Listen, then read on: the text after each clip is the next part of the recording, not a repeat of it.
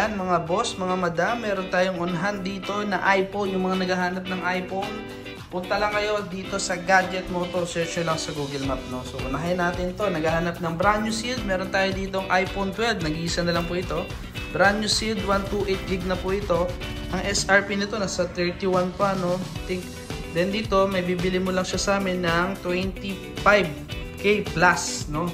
So 25K plus na lang po yan. So next natin, naghahanap ng pre-owned or good as new na 3 months old na iPhone 15 po. Ayan, iPhone 15 yan, napakakinis din yan.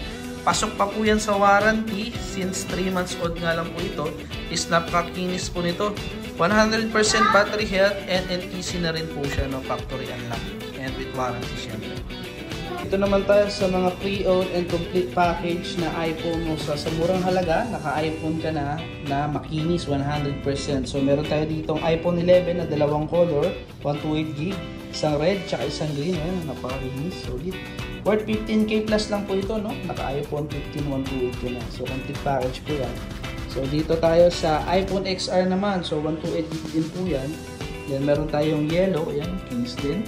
Then black, no? So worth 12K plus, diba? Worth 12K plus, meron ka ng iPhone XR na 128. So yung mga naghahanap naman ng iPhone X pa na 256 pala ito, 256GB. So napakakinis din ito, color white.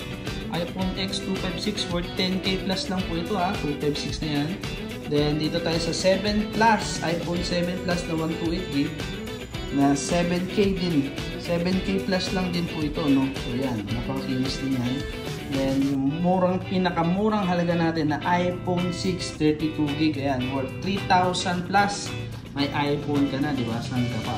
So lahat po yan ng mga pre-owned and good cash nyo natin na second hand iPhone is complete package po yan with warranty din and charger, no? So yan. So thank you po, PM lang sa page.